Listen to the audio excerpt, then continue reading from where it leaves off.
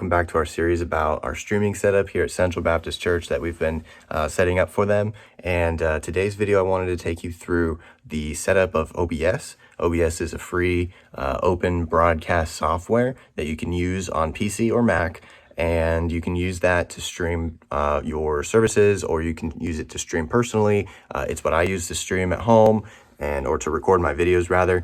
And it's a great piece of software, and I wanted to take you through our setup here so that it can give you maybe some ideas about how to set up things at your church, or for a church that you're working on, or even just for yourself personally.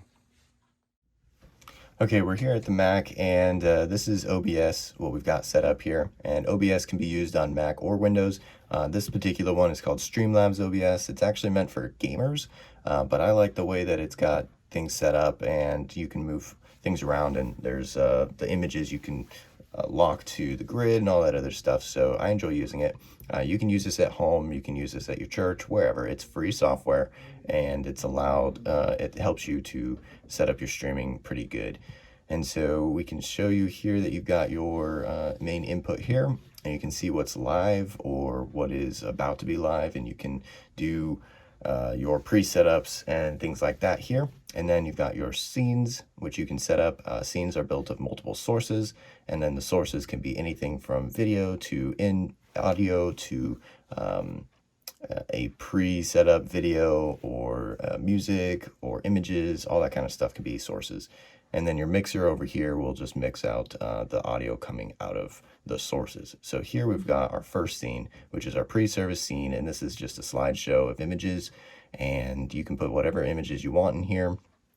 And in here particularly, we've got a folder of images that'll loop, and then we've got a specific one for the service that's about to happen. So you can change that one whenever you need to change it, and then you've got these set up previous so that they'll just continue to loop. And then we've got some music going in the background. That way when people connect, they have some nice music that they can just listen to in the background until we're ready to go live. And you can adjust the audio for that music right here. And then the next scene we've got here is the countdown scene. This is a fairly new one because we've started streaming here, and you want to give your people some time to get ready. And so we've got a 4-minute countdown, and this is one that we just put together recently. Before this one, we actually had just a basic imagery of some flowers and whatever in a countdown, and that's totally fine. That's easy enough to set up, and it's still good looking, so that people can get ready and be able to get their family around the TV or however it is that they're watching. This one particularly, though, we were able to get some footage from our church and piece it together so that's a little bit more personable. People know who we are and can see us before we actually get live. And so that'll run. Again, you got some audio here, and this is just a video. So when that's done, then we'll fade over to our song service. And at our song service, what's going to happen is we'll always do a hymn before we get started with our preaching.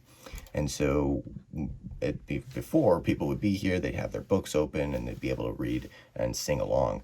But now that people are home and they're not watching, or they're watching here and not actually physically in the building, they are having to maybe look that hymn up or whatever. So we're going to provide the hymn to them here so that they can sing along. So we've got a nice welcome image here, and then as the song leader starts to sing and lead the music, we'll just jump over here to our verse for the hymn, and you can see that it's all just printed out here, and so they can sing along. And then after that, then we'll just jump over to the chorus, and then we can go to verse 2, verse 3, and so on and so forth. So to do this, though, you would require somebody back here, clicking it and making sure that it's lined up right as they're singing.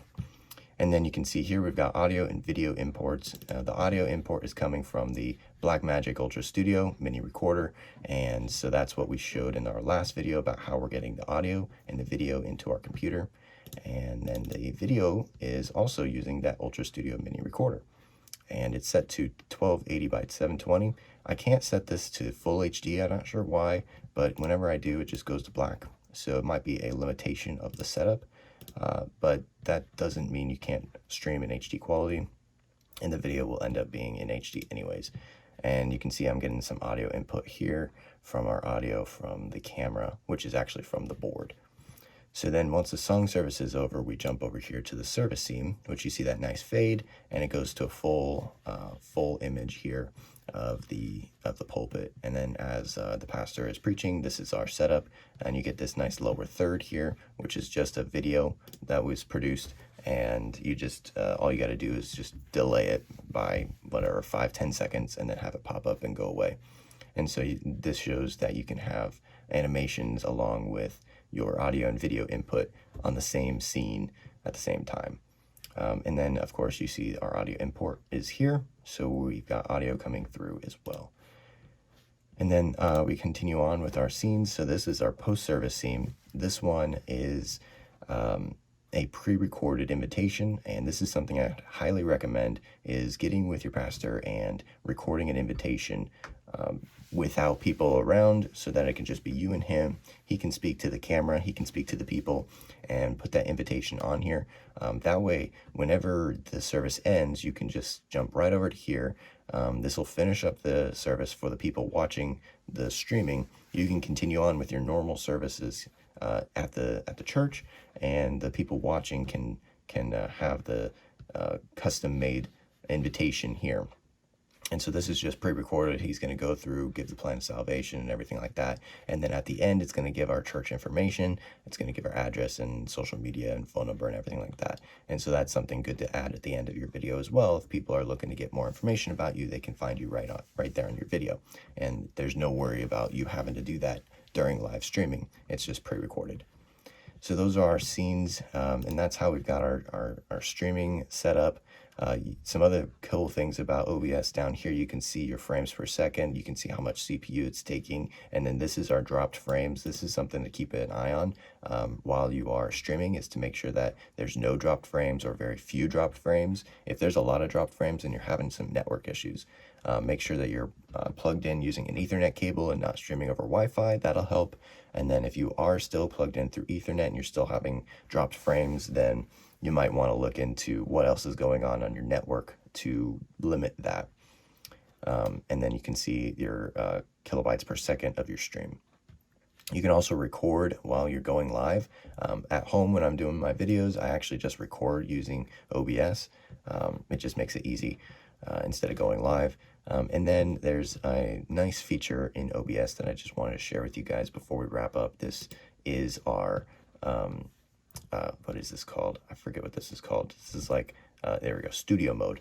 So essentially you can have your live video going on here, and then you can make a change up here, and then you can say, okay, now transition and go.